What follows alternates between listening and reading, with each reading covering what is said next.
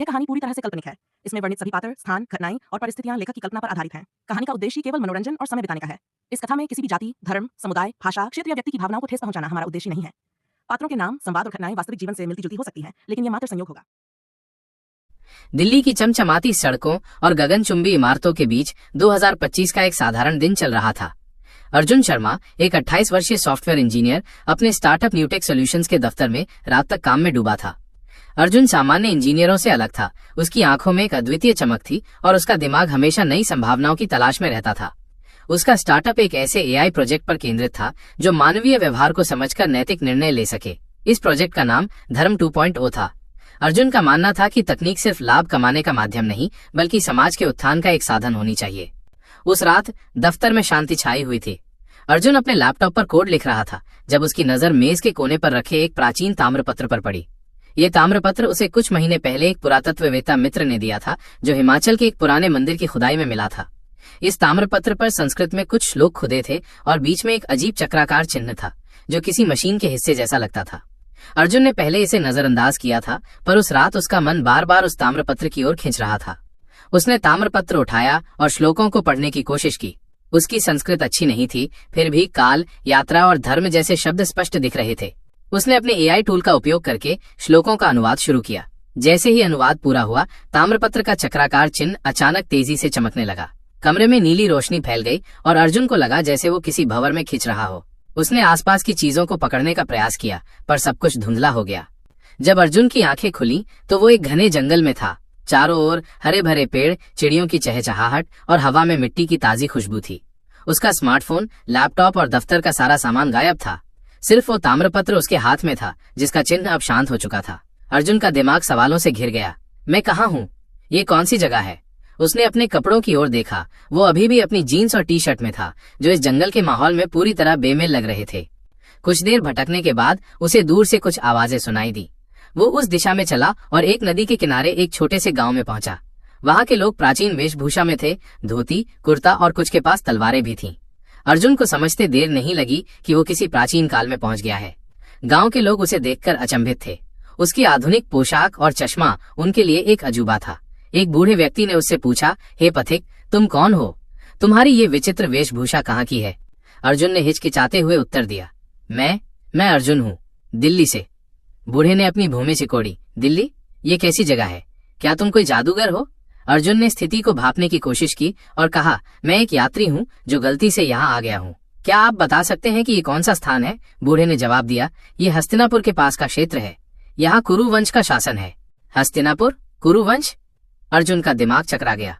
उसे एहसास हो गया कि वो महाभारत के युग में आ गया है। पर सवाल ये था कि वो यहाँ क्यों आया और उस ताम्रपत्र का क्या राज था। उसने तय किया कि उसे पांडवों से मिलना चाहिए, क्योंकि अगर ये महाभारत काल है तो केवल वे ही उसे इस मुसीबत से निकाल सकते हैं। उसने बूढ़े से पूछा, क्या आप मुझे पांडवों तक पहुंचा सकते हैं? बूढ़े ने उसे संदेह की दृष्टि से देखा, पर फिर कहा, पांडव अभी वनवास में हैं, उन्हें खोजना आसान नहीं होगा। पर अगर तुम वाकई उनका साथ चाहते हो तो नदी के उस पार एक आश्रम है, वहां एक ऋषि तुम्हें सही रास्ता दिखा सकते हैं। अर्जुन ने बूढ़े का धन्यवाद किया और नदी की ओर बढ़ चला। उसके मन में सवालों का बवंडर था, पर एक बात साफ थी, माइनस उसका आधुनिक ज्ञान और तकनीकी समझ, इस प्राचीन युग में उसकी सबसे बड़ी ताकत थी। जैसे ही वो आश्रम की ओर बढ़ा, उसे एक रहस्यमयी व्यक्ति रथ पर सवार दिखा। उसकी मुस्कान में एक गहरी शांति थी और उसकी आंखें ऐसी थीं मानो वो अर्जुन के मन को पढ़ सकता हो। उस व्यक्ति ने कहा, हे यात्री, तुम्हारा आगमन संयोग नहीं, नियति है। मैं कृष्ण हूँ। अर्जुन हक्का बक्का रह गया। क्या वो सच में श्री कृष्ण से मिल रहा था? उसकी यात्रा अब और भी रोमांचक मोड़ लेने वाली थी। कालचक्र का रहस्य। अर्जुन शर्मा की आंखें श्री कृष्ण की शांत मुस्कान पर टिकी थीं। रथ पर बैठे उस व्यक्ति के हाव भाव किसी साधारण मनुष्य से कहीं ऊपर थे। श्री कृष्ण की आंखों में इतनी गहराई थी मानो वे समय और ब्रह्मांड की सीमाओं को भी पार कर सकते हों। अर्जुन को अभी भी विश्वास नहीं हो रहा था कि वह महाभारत काल में है और सामने स्वयं श्री कृष्ण खड़े हैं। तुम्हारे मन में कई सवाल हैं अर्जुन, श्री कृष्ण ने मुस्कुराते हुए कहा। उनकी आवाज में एक मधुर पर गहरी गंभीरता थी। पर ये जान लो, तुम यहाँ सिर्फ एक ताम्रपत्र की वजह से नहीं आए। तुम्हारा आना एक बड़े उद्देश्य का हिस्सा है। अर्जुन ने हकलाते हुए पूछा, मैं समझा नहीं, आप क्या कह रहे हैं? ये ताम्रपत्र, ये समय यात्रा, ये सब कैसे मुमकिन है और मैं यहाँ क्यों हूँ? श्री कृष्ण ने धीमी हंसी के साथ कहा, जब काल और धर्म एक दूसरे से मिलते हैं तो सब कुछ संभव हो जाता है। वो ताम्रपत्र केवल एक माध्यम है जो तुम्हें मेरे युग तक लाया, पर असली सवाल यह है कि तुम यहाँ क्या करोगे हे यात्री। अर्जुन ने अपनी जेब से ताम्रपत्र निकाला। उसका चक्राकार चिन्ह अब शांत था, पर उस पर खुदे संस्कृत के श्लोक अब भी रहस्यमय लग रहे थे। उसने श्री कृष्ण की ओर देखा और कहा, मैं एक सॉफ्टवेयर इंजीनियर हूँ। मैंने एक ऐसा एआई बनाया है जो नैतिक निर्णय ले सके। मैं चाहता हूँ कि तकनीक समाज को बेहतर बनाए। पर यह ताम्रपत्र, ये मुझे यहाँ क्यों लाया? क्या मेरे प्रोजेक्ट और इस सब का कोई संबंध है? श्री कृष्ण ने गहरी सांस ली और ताम्रपत्र को ध्यान से देखते हुए कहा, यह ताम्रपत्र कोई साधारण वस्तु नहीं है। ये कालचक्र यंत्र का एक हिस्सा है जिसे प्राचीन ऋषियों ने बनाया था। इस यंत्र का उद्देश्य समय की गति को नियंत्रित करना और धर्म की रक्षा करना था। तुम्हारा धर्म 2.0 और ये यंत्र एक दूसरे के पूरक है। तुम्हारा आधुनिक ज्ञान और ये प्राचीन विज्ञान मिलकर कुछ ऐसा कर सकते हैं जो न तुम्हारे युग में हुआ न मेरे युग में। अर्जुन का दिमाग तेजी से चल रहा था। वो एक इंजीनियर था जो तर्क और तथ्यों पर भरोसा करता था, पर यहाँ वो समय यात्रा, प्राचीन यंत्रों और श्री कृष्ण जैसे दैवीय व्यक्तित्व के सामने खड़ा था। उसने पूछा, तो मुझे क्या करना होगा और पांडवों की इसमें क्या भूमिका है? श्री कृष्ण ने अर्जुन पर गहरी नजर डाली और कहा, पांडव इस युग में धर्म के संरक्षक हैं, पर एक बड़ा खतरा है जो न सिर्फ इस युग को बल्कि तुम्हारे युग को भी प्रभावित कर सकता है। कालचक्र यंत्र का दूसरा हिस्सा दुर्योधन के पास है और वो इसका दुरुपयोग करने की योजना बना रहा है। अगर वो सफल हो गया तो समय की धारा बदल जाएगी और न सिर्फ ये युग बल्कि तुम्हारा भविष्य भी अंधकारमय हो जाएगा। अर्जुन का दिल तेजी से धड़क रहा था। दुर्योधन, कालचक्र यंत्र, पर मैं एक साधारण व्यक्ति इसका सामना कैसे कर सकता हूँ? श्री कृष्ण ने उसके कंधे पर हाथ रखा और कहा, तुम साधारण नहीं हो अर्जुन। तुम्हारे पास वो ज्ञान है जो इस युग में किसी के पास नहीं। तुम्हारा एआई, तुम्हारी तकनीकी समझ और तुम्हारा हृदय माइनस, ये सब इस युद्ध में तुम्हारे हथियार बनेंगे। चलो, हमें पांडवों से मिलना होगा। श्री कृष्ण ने अर्जुन को अपने रथ पर बैठाया और वे जंगल की ओर चल दिए। रास्ते में श्री कृष्ण ने बताया कि कालचक्र यंत्र के दो हिस्से हैं, एक ताम्रपत्र जो अर्जुन के पास है और दूसरा एक चक्र जो दुर्योधन के पास है। यह चक्र समय को बदल सकता है और दुर्योधन इसे युद्ध जीतने के लिए इस्तेमाल करना चाहता है, पर इसके दुरुपयोग से समय की धारा में ऐसी गड़बड़ी हो सकती है कि इतिहास ही मिट जाए। कुछ घंटों की यात्रा के बाद वे एक घने जंगल में एक गुफा के पास रुके। वहां 5 व्यक्ति बैठे थे जिनके चेहरों पर वनवास की थकान थी, पर आंखों में अदम्य साहस था। अर्जुन को देखते ही सबसे बड़े व्यक्ति, जिनके कंधे पर एक भारी गदा थी, खड़े हो गए। ये कौन है जो इतनी अजीब पोशाक में है? उन्होंने पूछा। श्री कृष्ण ने हंसते हुए कहा, युधिष्ठिर, ये अर्जुन शर्मा है, एक यात्री जो समय के पार से आया है। ये तुम्हारा सहायक होगा। युधिष्ठिर, भीम, अर्जुन, नकुल और सहदेव पांडवों ने अर्जुन शर्मा को संदेह से देखा। भीम ने अपनी गदा और मजबूती से पकड़ी और कहा, ये कोई जासूस तो नहीं जिसे दुर्योधन ने भेजा हो? अर्जुन ने हिम्मत जुटाकर कहा, मैं कोई जासूस नहीं हूँ। मैं दिल्ली से आया हूँ, एक ऐसी दुनिया से जो आपके लिए किसी सपने जैसी होगी। मेरे पास एक ताम्रपत्र है जो मुझे यहाँ लाया और मैं चाहता हूँ कि हम सब मिलकर दुर्योधन को रोकें। पांडवों को अभी भी भरोसा नहीं हो रहा था, पर श्री कृष्ण ने उन्हें शांत किया। ये व्यक्ति सच कह रहा है। इसके पास वो ज्ञान है जो हमें कालचक्र यंत्र को पूरा करने और दुर्योधन को रोकने में मदद करेगा। अर्जुन ने अपनी जेब से ताम्रपत्र निकाला और पांडवों को दिखाया। युधिष्ठिर ने उसे ध्यान से देखा और कहा, यह प्राचीन ऋषियों का यंत्र है। मेरे गुरु ने इसके बारे में बताया था, पर इसका दूसरा हिस्सा दुर्योधन के पास कैसे पहुंचा? श्री कृष्ण ने उत्तर दिया, दुर्योधन ने एक दुष्ट तांत्रिक की मदद ली है जो कालचक्र यंत्र के रहस्य को जानता है। वो तांत्रिक समय को बदलने की कोशिश कर रहा है ताकि कौरव युद्ध जीत सके। अर्जुन शर्मा को अब समझ आ रहा था कि उसका एआई प्रोजेक्ट धर्म 2.0 इस युग में कितना उपयोगी हो सकता है। उसने सोचा, अगर वो ताम्रपत्र के चिन्ह को डिकोड कर सके और अपने एआई के नैतिक निर्णय लेने वाले एल्गोरिदम को इसके साथ जोड़ सके तो शायद वो कालचक्र यंत्र को नियंत्रित कर सकता है। उसने श्री कृष्ण से कहा, मुझे अपने लैपटॉप और कुछ समय की जरूरत है। क्या यहाँ कोई ऐसी जगह है जहाँ मैं अपने कोड पर काम कर सकूं? श्री कृष्ण ने मुस्कुराते हुए कहा, तुम्हारे उपकरण यहाँ नहीं है, पर तुम्हारा मन और बुद्धि यहाँ है। ताम्रपत्र स्वयं एक यंत्र है। इसे समझने के लिए तुम्हें अपने युग के ज्ञान और इस युग के विश्वास को मिलाना होगा। गुफा में रहस्य। अर्जुन शर्मा आश्रम की एक छोटी सी कुटिया में बैठा था। मिट्टी की दीवारें और ताड़पत्रों की छत उसे एक बिल्कुल नई दुनिया में ले आई थी। उसके सामने ताम्रपत्र रखा था जिसके चक्राकार चिन्ह और संस्कृत श्लोक अब भी रहस्यमयी लग रहे थे। पांडव उसे संदेह भरी नजरों से देख रहे थे, पर श्रीकृष्ण के भरोसे के कारण उन्होंने उसे कुछ समय दिया था। पूर्णिमा की रात नजदीक आ रही थी और समय तेजी से भाग रहा था। अगर अर्जुन ताम्रपत्र के रहस्य को नहीं सुलझा पाया तो दुर्योधन का कालचक्र यंत्र का दुरुपयोग समय की धारा को हमेशा के लिए बदल देगा। अर्जुन ने गहरी सांस ली और अपने इंजीनियरिंग वाले तर्कसंगत दिमाग का इस्तेमाल करना शुरू किया। ये ताम्रपत्र कोई साधारण धातु का टुकड़ा नहीं है, उसने सोचा। ये एक यंत्र है और हर यंत्र के पीछे एक पैटर्न, एक कोड होता है। अगर मैं इसके श्लोकों और चिन्ह को डिकोड कर सका तो शायद इसका राज खुल जाए। उसने ताम्रपत्र पर लिखे श्लोकों को फिर से पढ़ना शुरू किया। श्री कृष्ण ने उसे बताया था कि ये श्लोक प्राचीन ऋषियों ने लिखे थे, जो कालचक्र यंत्र की कार्यप्रणाली को समझाते हैं। अर्जुन ने अपने एआई प्रोजेक्ट धर्म 2.0 के सिद्धांतों को याद किया, जिसे नैतिक निर्णय लेने के लिए बनाया गया था। उसका एआई डेटा पैटर्न का विश्लेषण करके सही और गलत के बीच संतुलन बनाता था। शायद ये ताम्रपत्र भी एक तरह का एल्गोरिदम है, उसने सोचा। आश्रम में एक पुराना ताड़पत्र था जिसे युधिष्ठिर ने उसे दिया। उसने उस पर ताम्रपत्र के श्लोकों को उतारना शुरू किया और उनके मतलब को समझने की कोशिश की। श्लोकों में काल, चक्र, धर्म और सन्नादति जैसे शब्द बार बार आ रहे थे। सन्नादति का अर्थ था गूंजना या सक्रिय होना। अर्जुन को अचानक लगा कि शायद ये चिन्ह किसी ध्वनि या कंपन से सक्रिय होता है। उसने अपने आधुनिक ज्ञान को जोड़ा, माइनस क्या ये यंत्र किसी खास आवृत्ति पर काम करता है, जैसे कि एक रेडियो सिग्नल या क्वांटम रेजोनेंस। उसने श्री कृष्ण से पूछा, क्या इस यंत्र को सक्रिय करने के लिए कोई खास मंत्र या ध्वनि की जरूरत है? श्री कृष्ण ने मुस्कुराते हुए कहा, तुम सही दिशा में सोच रहे हो अर्जुन। प्राचीन यंत्रों को मंत्रों की ध्वनि से सक्रिय किया जाता था, जो प्रकृति की मूलभूत ऊर्जा के साथ सन्नादति होती है। पर यह यंत्र अधूरा है। तुम्हारे पास इसका एक हिस्सा है और दूसरा हिस्सा दुर्योधन के पास है। दोनों हिस्सों को जोड़ने पर ही ये पूरी ताकत पाएगा। अर्जुन ने सोचा, अगर ये यंत्र ध्वनि या कंपन से काम करता है तो मुझे इसके चिन्ह के पैटर्न को समझना होगा। उसने ताम्रपत्र के चक्राकार चिन्ह को ध्यान से देखा। ये एक जटिल ज्यामितीय आकृति थी, जिसमें कई छोटे छोटे चक्र और रेखाएं एक दूसरे से जुड़ी थीं। ये उसे किसी न्यूरल नेटवर्क जैसा लगा, जैसे उसके एआई का डेटा प्रोसेसिंग मॉडल। उसने ताड़पत्र पर चिन्ह को उकेरा और उसे तोड़कर छोटे छोटे हिस्सों में बांटना शुरू किया, जैसे वो कोड को डिबग कर रहा हो। इस बीच पांडवों में सबसे ज्यादा जिज्ञासु अर्जुन पास आया। तुम क्या कर रहे हो, विचित्र पोशाक वाले यात्री? ये ताम्रपत्र और तुम्हारी ये लिखाई क्या कोई जादू है? उसने पूछा। अर्जुन शर्मा ने हंसते हुए कहा, ये जादू नहीं, विज्ञान है।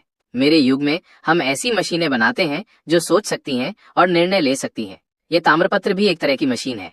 मैं इसे समझने की कोशिश कर रहा हूँ। पांडव अर्जुन ने भौहें चढ़ाई। मशीनें जो सोचती हैं, ये तो देवताओं का काम है। श्री कृष्ण ने बीच में हस्तक्षेप किया। पार्थ, इस यात्री का विज्ञान तुम्हारे धनुष बाण की तरह ही एक हथियार है। इसे समझने में उसकी मदद करो। अर्जुन शर्मा ने पांडव अर्जुन से कहा, मुझे एक ऐसी जगह चाहिए जहां मैं इस चिन्ह के कंपन को परख सकूं। क्या यहाँ कोई जलधारा या गुफा है जहां ध्वनि गूंजती हो? पांडव अर्जुन उसे पास की एक गुफा में ले गए, जहां एक छोटी सी जलधारा बह रही थी। गुफा में ध्वनि गूंज रही थी, जैसे प्रकृति खुद कोई मंत्र बोल रही हो। अर्जुन शर्मा ने ताम्रपत्र को गुफा की दीवार के पास रखा और उस पर लिखे एक श्लोक को धीरे धीरे पढ़ा, जिसका उसने अनुवाद किया था। कालम सन्नादति चक्रम, धर्मम संरक्षति यंत्रम। चक्र समय के साथ गूंजता है, यंत्र धर्म की रक्षा करता है।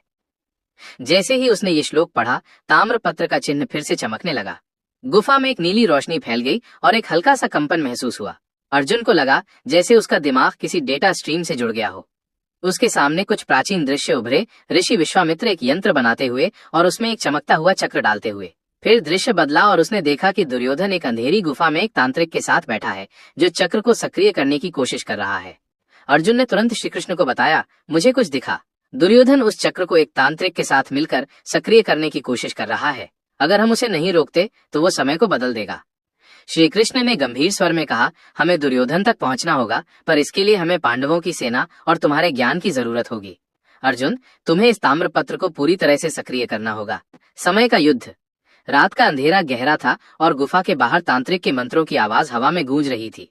चंद्रमा की हल्की रोशनी में दुर्योधन की गुफा किसी रहस्यमयी किले की तरह लग रही थी। गुफा के प्रवेश द्वार पर कौरव सैनिक पहरा दे रहे थे, जिनकी तलवारें और भाले चांदनी में चमक रहे थे।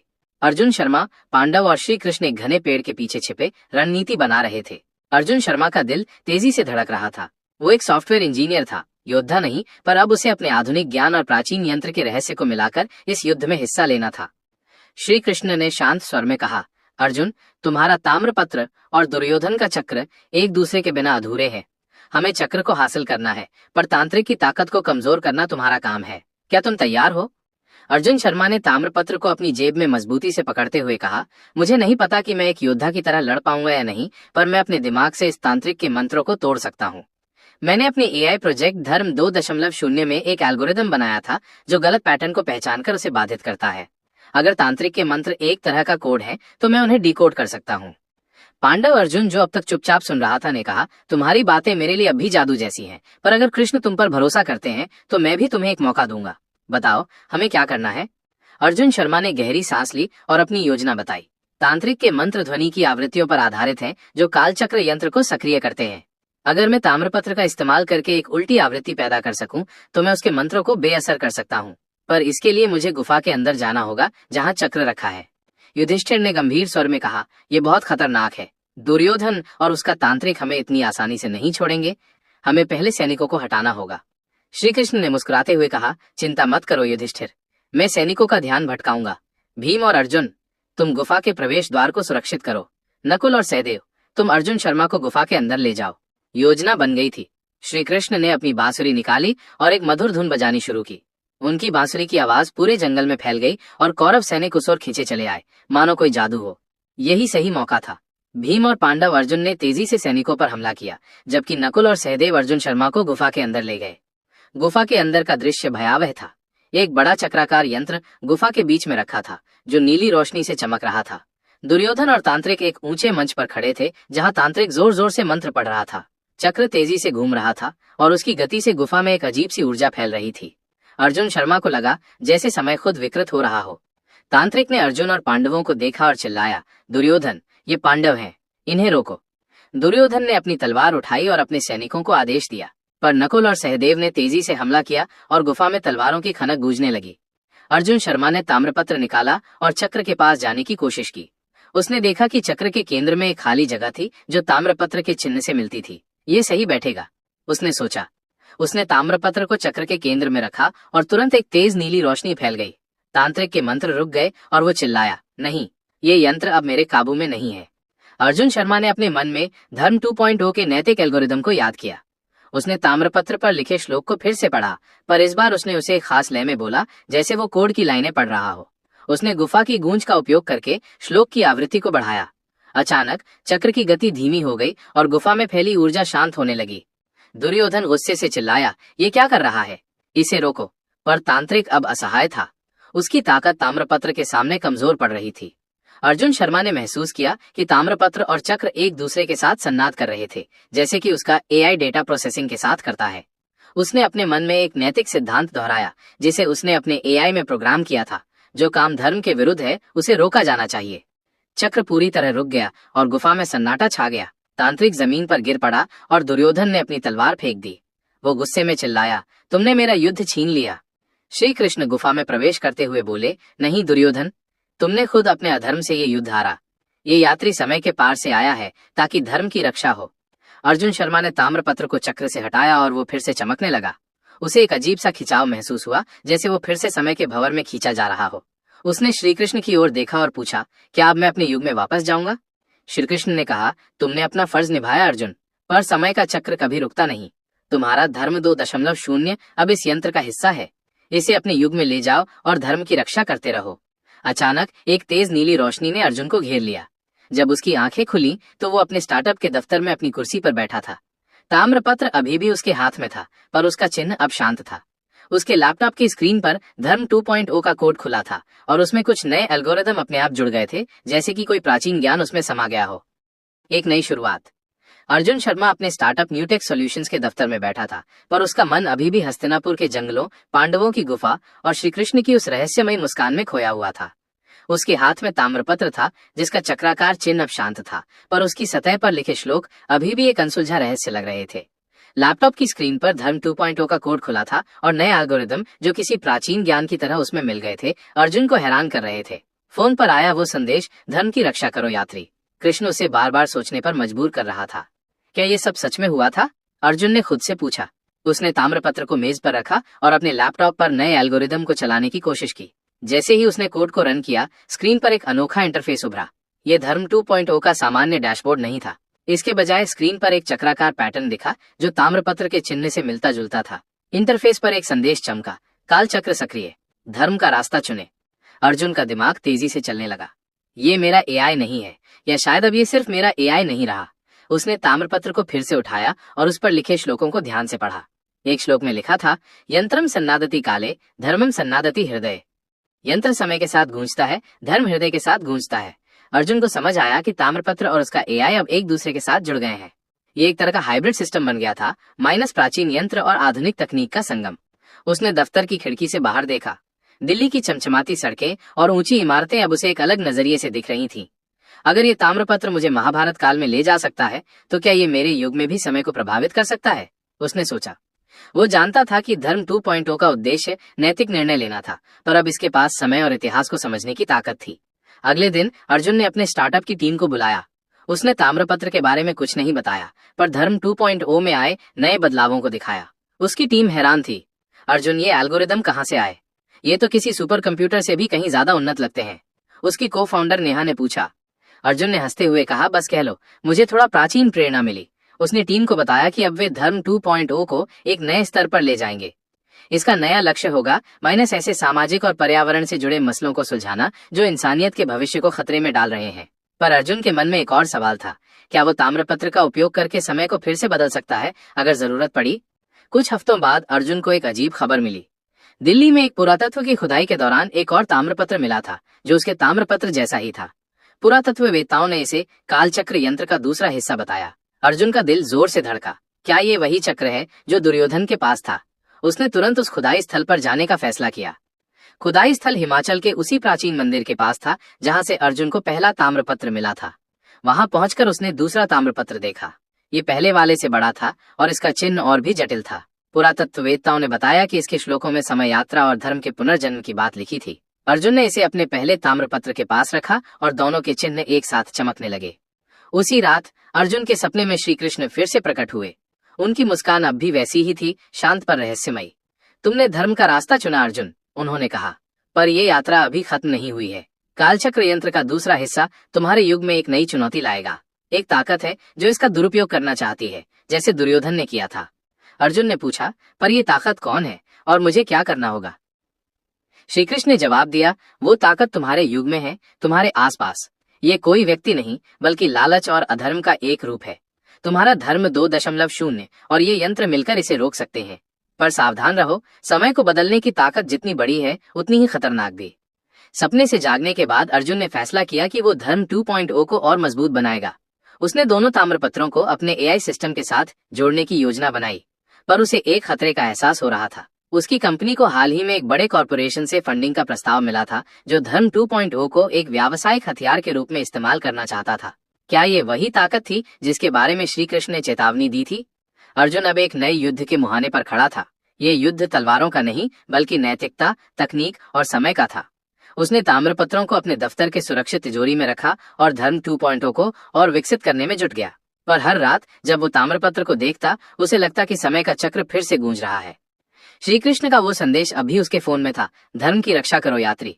अर्जुन जानता था कि उसकी यात्रा अब सिर्फ दिल्ली की चमचमाती सड़कों तक सीमित नहीं थी। वो समय के पार एक यात्री बन चुका था जिसका कर्तव्य था धर्म और विज्ञान को एक साथ जोड़कर इंसानियत के भविष्य को बचाना।